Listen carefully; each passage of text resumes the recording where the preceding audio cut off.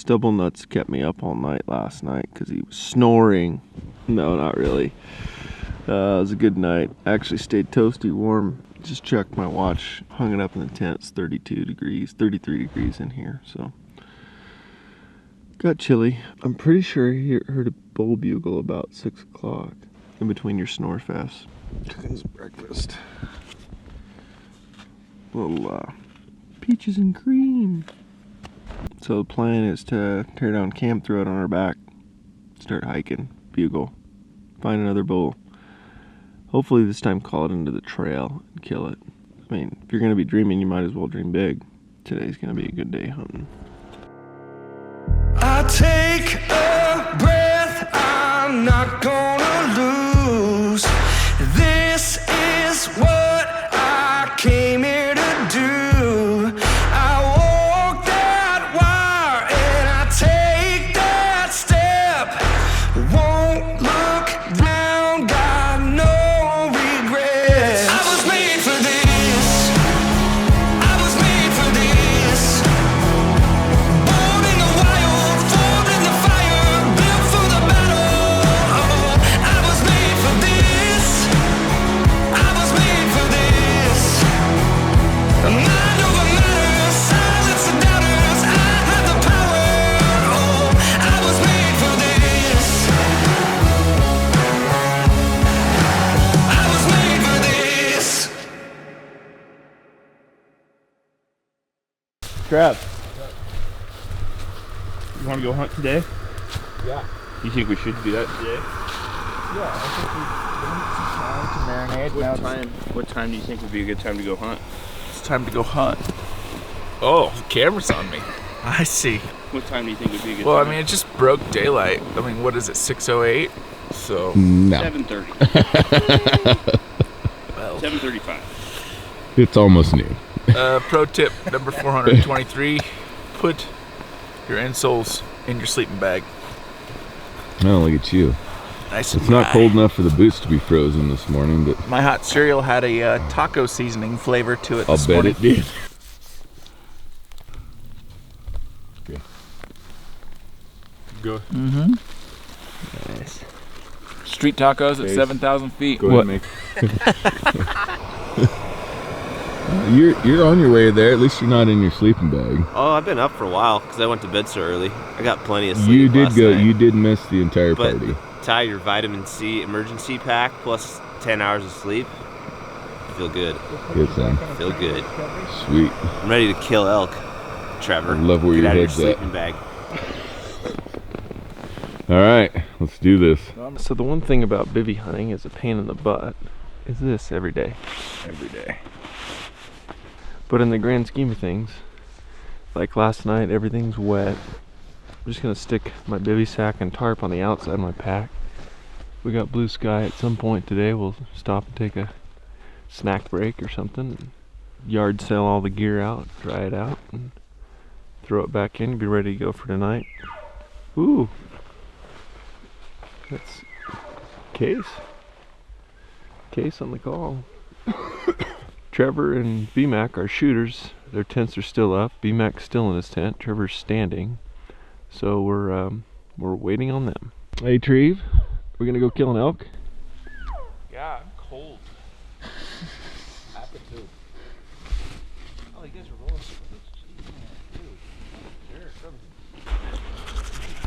Cavities. They're not good for you guys. Take a little time, brush your teeth. Don't be like these guys all surrounded. It's always Trevor we're waiting on every morning. Really? BMAC would do that? To a fellow guy? I will say, first rise every morning. Casey. Crushing it. He's legit. He's had his pack packed for hours. He's been assisting Logie Bear because Logie Bear and Trevor are tied for number 1 and 2 yard sale. Logie's wearing half my gear right now. It was so much gear that we had to start a list. His own people, BMAC and Case, own flesh and blood, didn't give him a thing. He was like, here, take this junky tent. Hope it works. Sorry, Trent. Logan's actually his spirit brother. He might be brushing his teeth by the end of this week.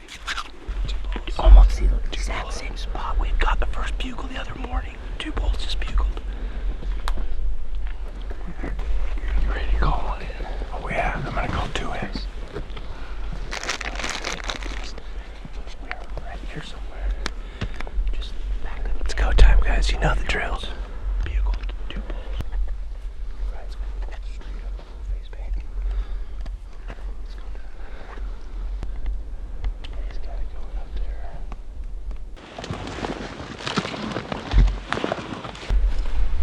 Down here. Up through here. Let's get right down. I wouldn't. Okay.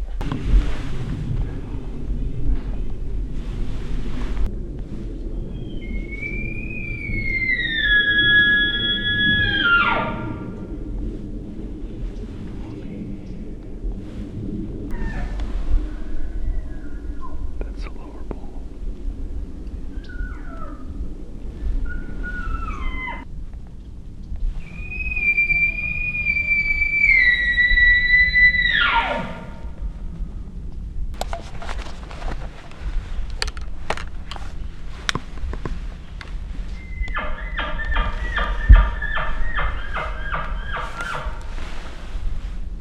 The freezer filler.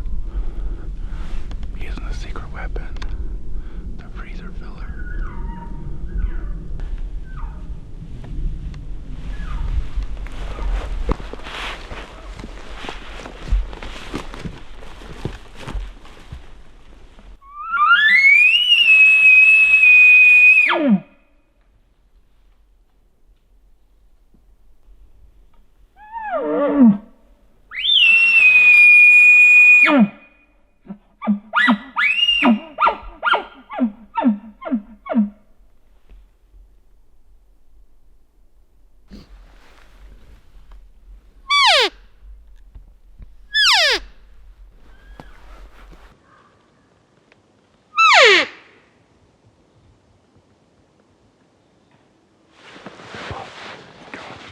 Here, get on the other side of this tree.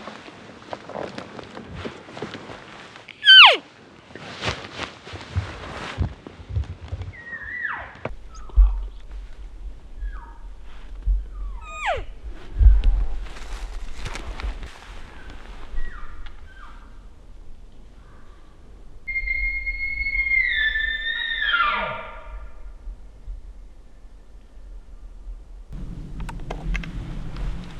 Could have been a bear on Ty's carcass too.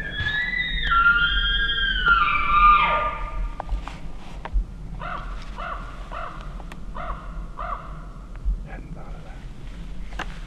It's like right by his carcass. Yeah, I hadn't thought of that. I heard that big limb pop real close. It might have been a bear on his carcass. It could have been. Yeah. What? When you guys are coming down, that's gonna be cool. I feel like that bull's at that very head end of this drainage. You do? I do. There's one right in the bottom here. Is there? I heard him right down here. Really? Yeah. I don't know where the other one was that you guys are talking about. I bet it's really warm down there.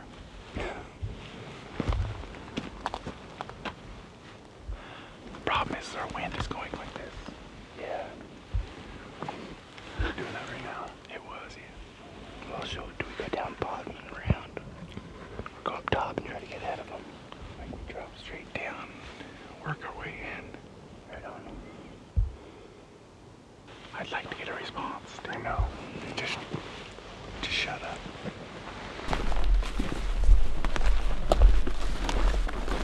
We're right in where Ty's carcass is. Keeps sounding like something popping and breaking, like ribs. I think there might be a bear on his carcass.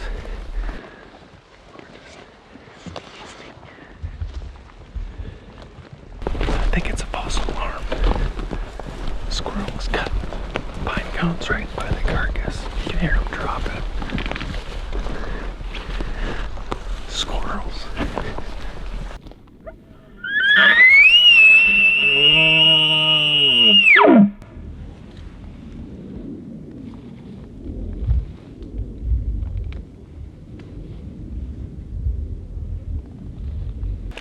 Oh, we're gonna find this guy.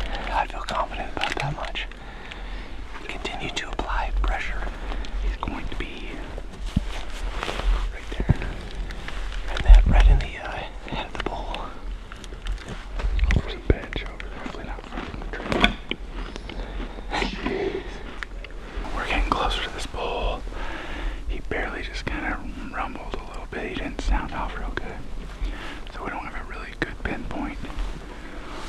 he's at, so we're just being real careful and cautious. Go.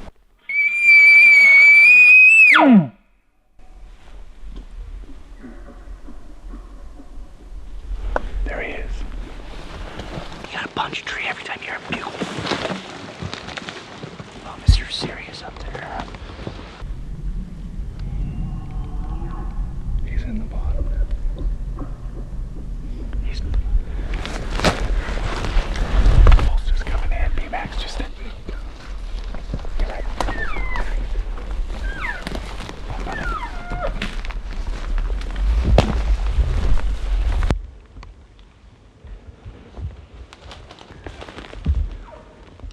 You're in the sun. Hey, you lit up with that sun. I know. I want my wind to come up though.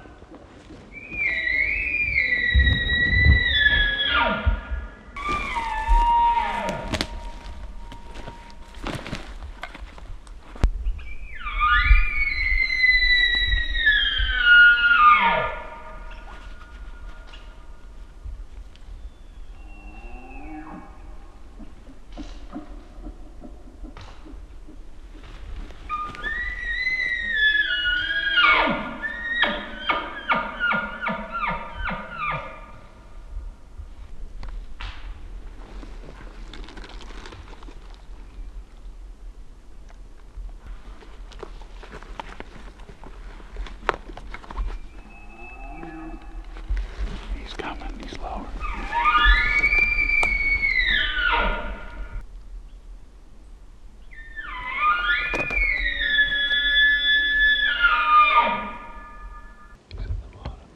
What? He's in the bottom.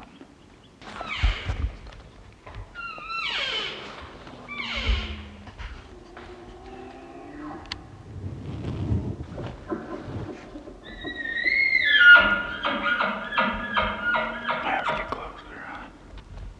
I hear him.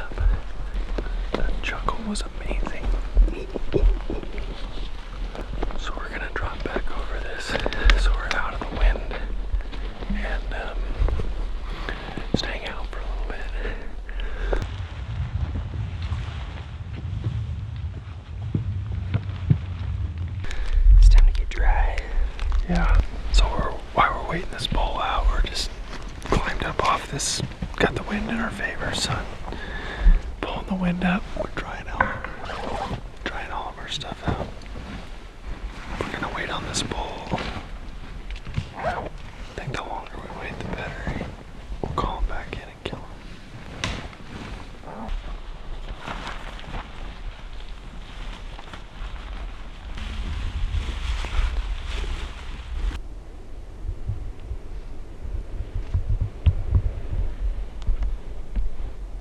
Case, how do you feel about this morning? Big W, man. It's always, even though we got an elk the day before in here, they're elk, they can travel a long way, so we're always like anticipating getting back out and bugling and seeing if there's still elk in here, and it was automatic, like first bugle of the day, 200 yards from our camp from last night, 2 bulls cracked off.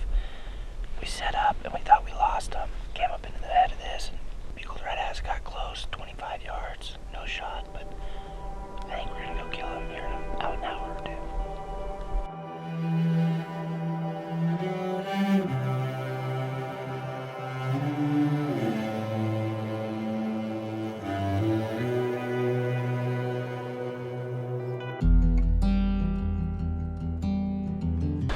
Well, it only took 2 hours, but we got everything dried out.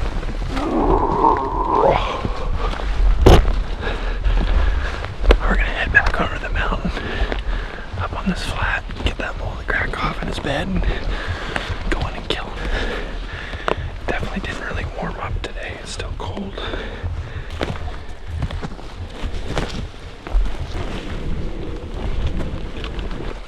I don't have any other place to put it. I don't know if I trust these bags 100% because it's a bag of water. Those can pop.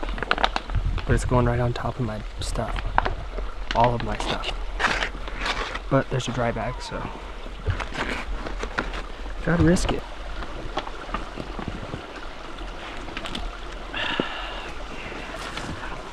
Water is always a welcome sight when you're living off the back. Drop down in this little creek, fill it up. I got three liters. Just enough for tonight and tomorrow morning, probably. You always want to grab enough for a dinner and breakfast because you never know when you're going to be going down to the lowlands again. So hopefully this pool's right up on this bench and we can just get it done. If not, we might be putting some miles in. So we're getting prepared. Drank out of a creek. It's pretty sweet. Straight. Not straight. Filtered. Good. Yeah, because it was a spring.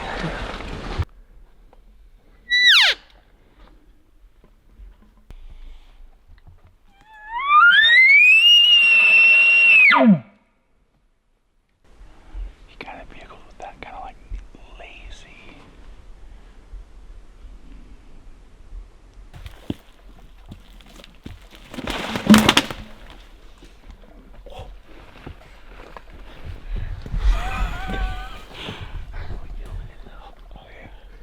Is there any penetration? As long as it's slippery.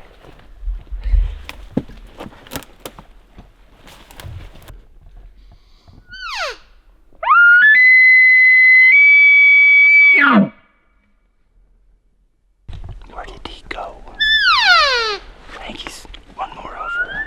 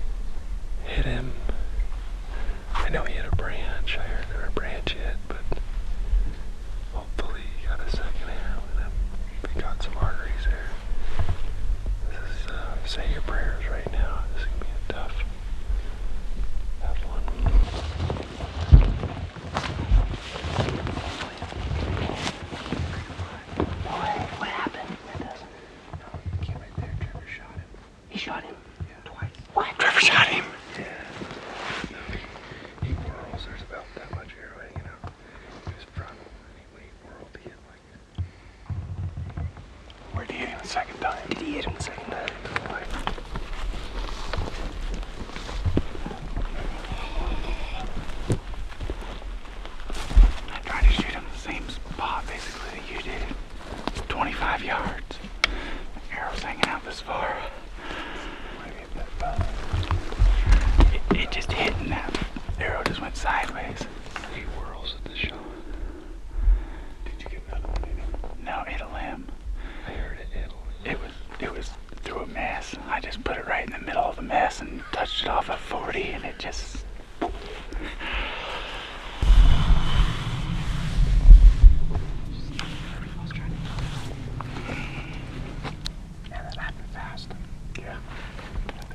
A little faster than I would like.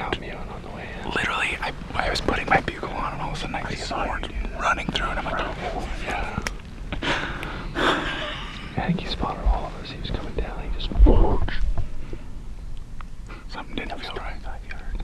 Yeah, and then they started calling again. He was like, okay, maybe. That's frustrating.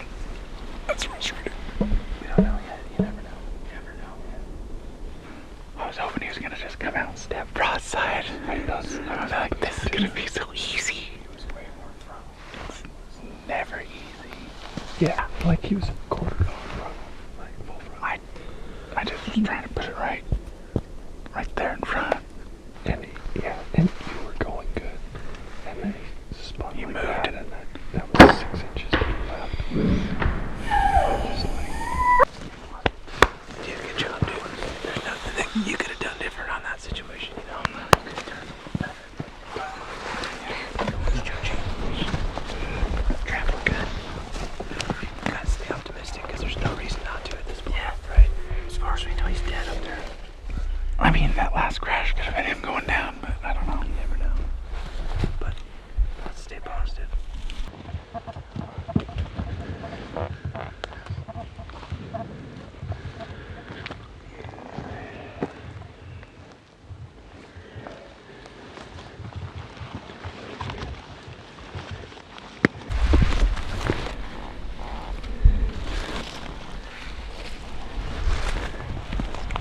are we tracking? Are we just...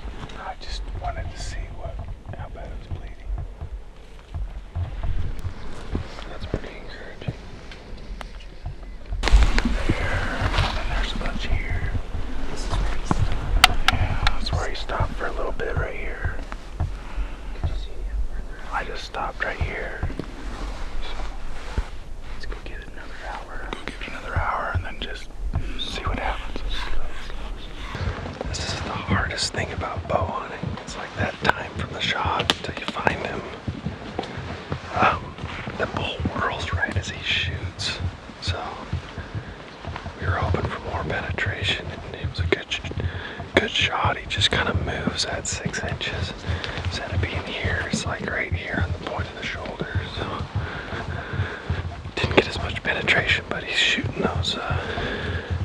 His arrows are like 550 grains, so he's got the weight behind him, the momentum, 2-blade single bevel. Just fingers crossed it does what it needs to do. So we just went and looked at the first 20 yards of blood, and a little tense up there, isn't it? You're a little tense. A little bit tense. And I don't know, there's actually a decent amount of blood, but it's really bright red. It's hard to tell. What do you think, Cody? Do you have any ideas on? I mean, I felt better about it. We gotta stay positive, man, until we exhaust all options. Yeah, I think what we're gonna do is give it another hour and then just slip in there real slow and easy and work it out and see what happens. These are always stressful. It's the worst to be in your shoes as the shooter, right? Yeah. That's the worst, but when you got a good team around you, We'll just makes it better. do due diligence.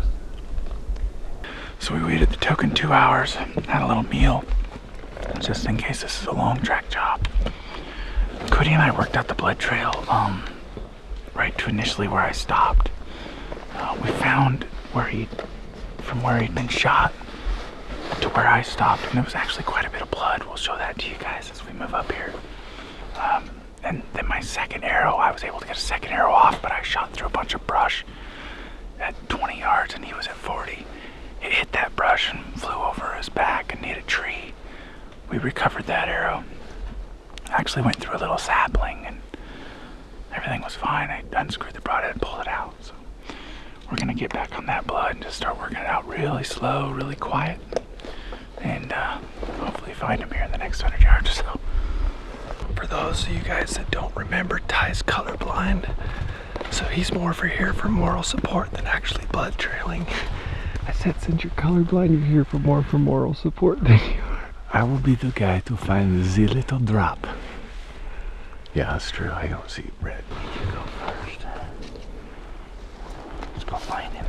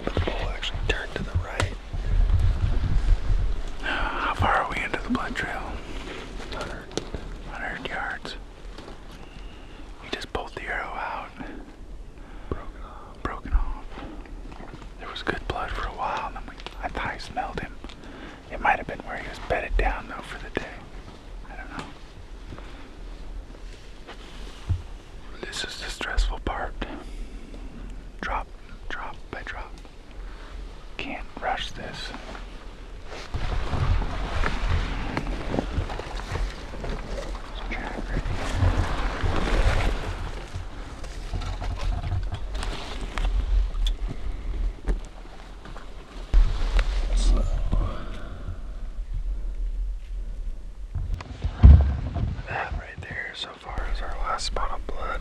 We're about 125 yards into it. Trying to go on tracks. It's open in here, so that's good.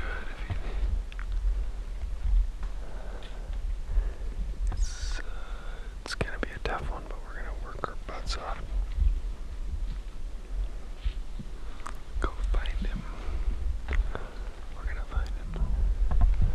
Had pretty good blood up until right here where we're at. But we found the arrow, and after the arrow was found, the blood got real spotty. Seems to be the case a lot of times when the arrow comes out. It'll just like start clotting up, and it might be bleeding internally, or a piece of tissue could have plugged the entrance hole, you know, who knows.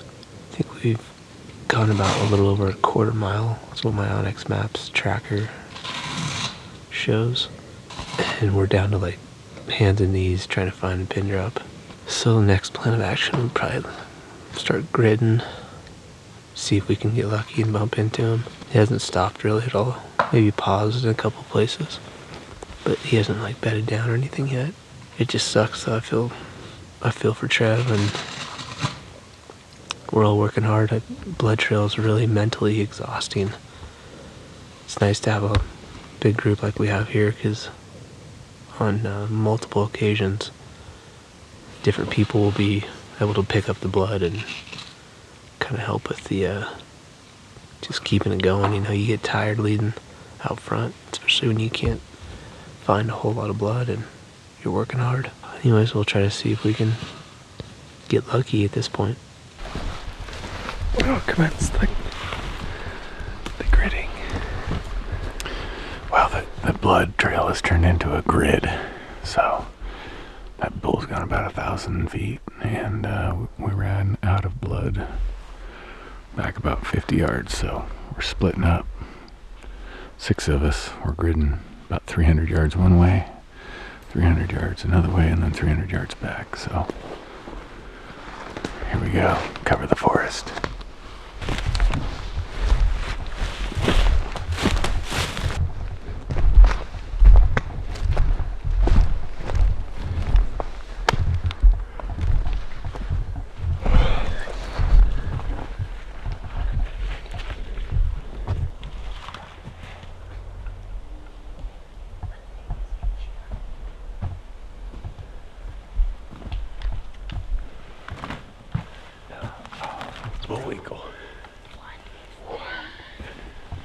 That's got to be one of the coolest.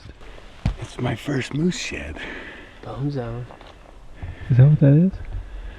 It is. It's a moose shed. It's a moose shed. Moose mass. That's crazy. Good thing it wasn't a giant. I don't want to leave it. That's cool. Well, guys, we're doing our last grid. Basically, last blood, we're just gonna grid 400 yards each way in the direction that he was going. He's gone 400 yards from the shot. We're gonna figure we'd give it another 400, total of 800 yards. Half a mile, if he doesn't bed in the first half a mile, then that's not a good sign. So we're gonna stack ourselves 30 yards apart. There's 6 of us. 30 times 6. 180, and so we'll have 180 yards. We went this way, then we re-stagger, and then we're going 180 yards back. This is the depressing part.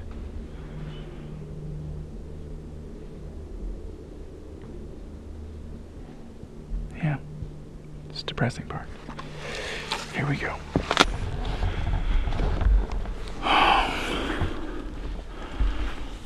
Honestly, guys, this is the last thing I want to be doing is talking about how I lost an elk. But that's the reality. We told you guys we were going to show you the highs, lows, the great experiences, the bitter truths.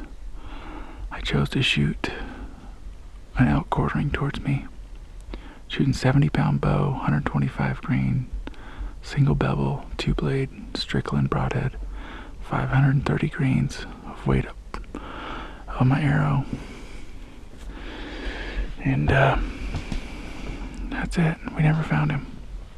It looked like when he wound it, looked like when I shot, he ducked a little bit, and ducked and whirled, and when he did that, it hit that bone right here. It looked like the arrow didn't go in very far. We found the arrow, got about 8 inches, and he never bedded in 800 yards. Ran out of blood and started gritting, and it is what it is. I hate it, but that's the reality of what we did today. It sucks.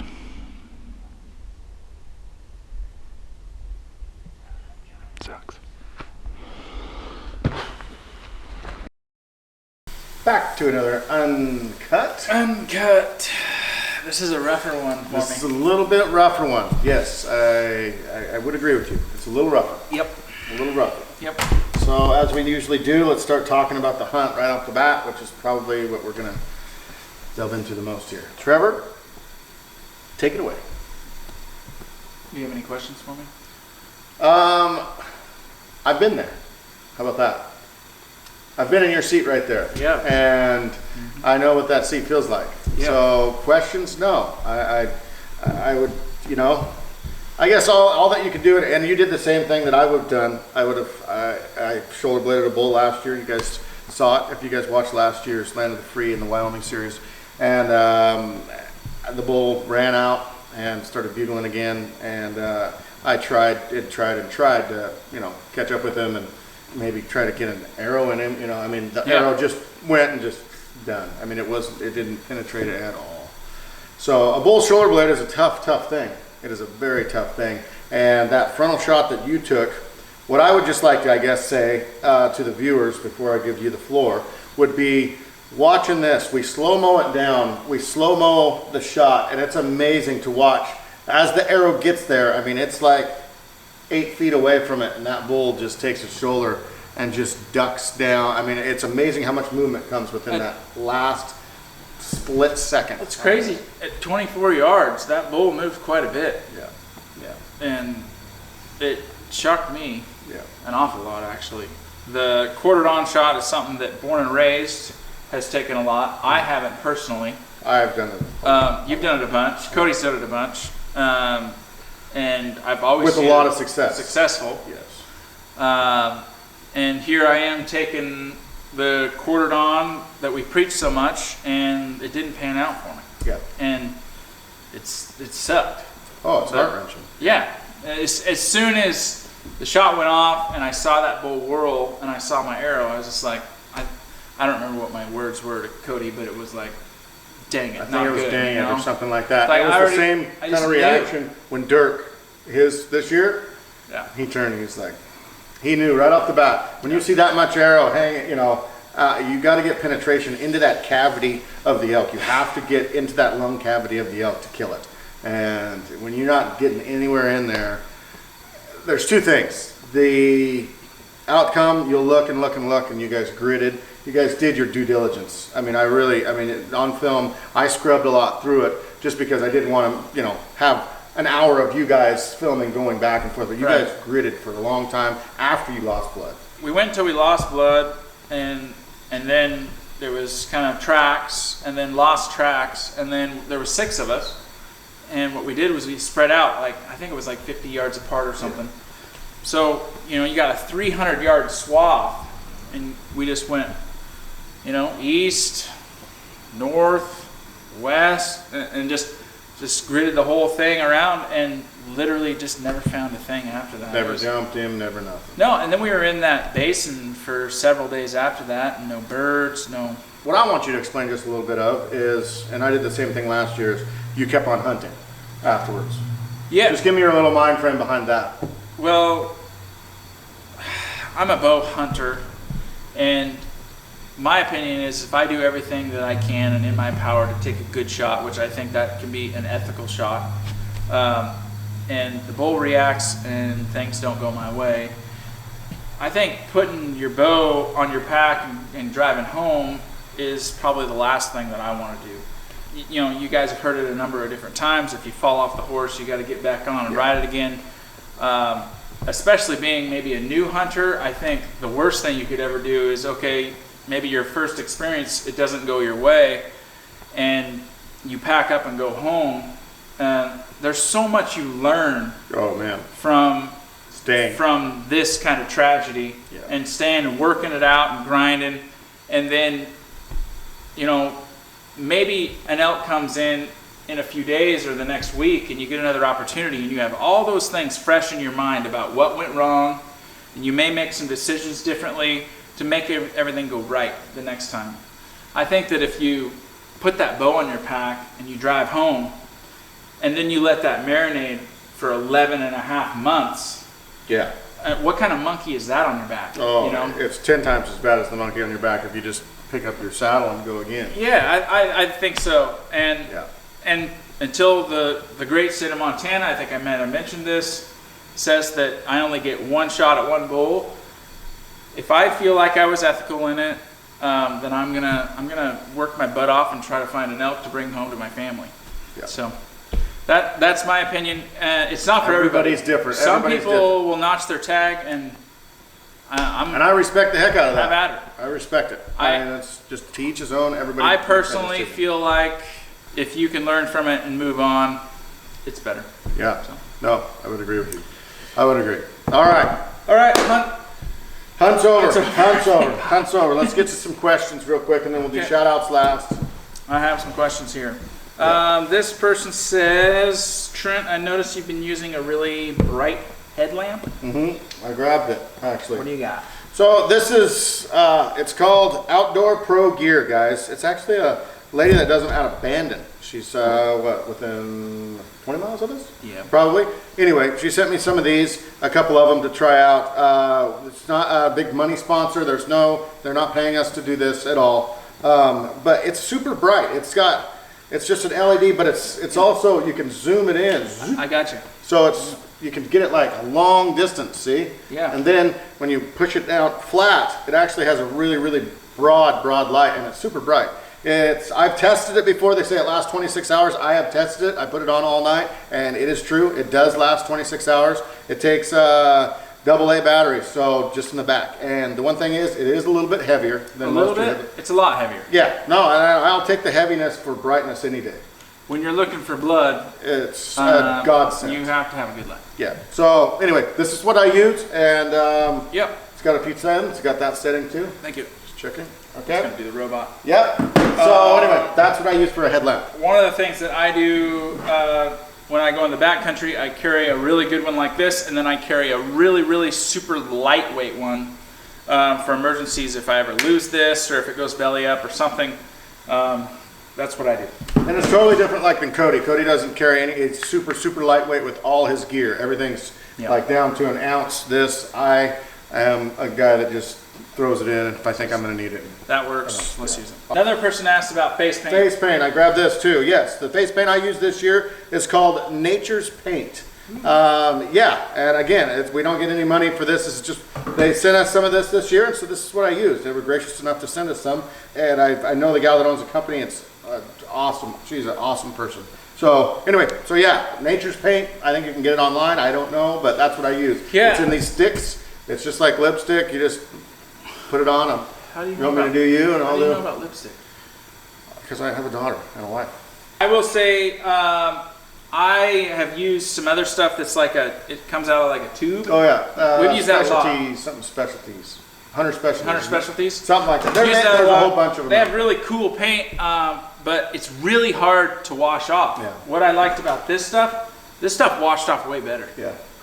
And supposedly it has some stuff in here that doesn't clog your pores, I believe. Has coconut oil in it as a base. So I don't know. Check it out. Keep applying. You just keep putting Nature's it on. Paint. It was pretty cool this year. And I thought I had one more. This is Sean Trujillo.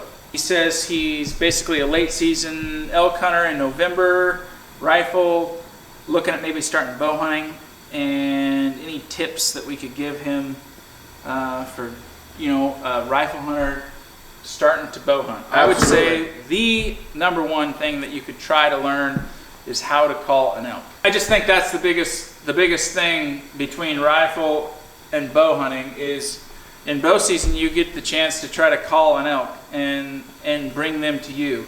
It's very unique, and if you can, I wouldn't even say master that, if you can get a general idea of that, it's just a matter of numbers, just putting in the miles, and you'll find one and make it happen. Yeah. So. And I would take that even further as far as Trevor talked on the elk side of things. If you're getting into bow hunting from rifle hunting perspective, go to a pro shop right off the bat. Get your draw length down. Don't just go, okay, that bow, I'm going to just try that bow. And it's all not set up for you. Your draw weight's off, your draw length is off or something. Go to a pro shop and have them say, okay, your draw length is X, and try these couple bows. Work it out that way. Don't just pick up a bow and just go hunting. I would definitely get dialed before you just kind of just That's a good call. Go That's a good out. call. So yeah, go to your pro shop, a local pro shop. They're all over the place, and just get dialed on what your specific lengths are, and it'll help you start out. Don't start out making bad habits right off the bat, or else it's just going to escalate down the road. So Did you say Pacific lengths or specific? Northern Pacific lengths. Northern Lights. Yeah, they're different. Okay. Different lengths than normal lengths. All right, guys. Shout outs. I only have one shout out. This shout out is honestly to anybody who ever has wounded an animal. I'm just going to throw that out there, and I think it's specific to certain people out there watching. I said this shout out is to people that do their own thing. Don't take our route just because we say, oh yeah, go back out there. Do what you think is right. And it's just a shout out to everybody who's got back on the horse and been, you know, down in the dumps. It's no fun. We respect these animals more than anybody. It's a gift that we get to go and be able to be out in the woods in September and be able to hunt these animals. And yeah, it's no fun when something comes up short. So big shout out to everybody who ever has wounded an animal and has to go through that grueling process. It's kind of a shout out to me, really. Thanks, Trent. I wasn't going to say your name. I appreciate that. I wasn't going to say your name. Good night, guys. Please don't touch me. Good night.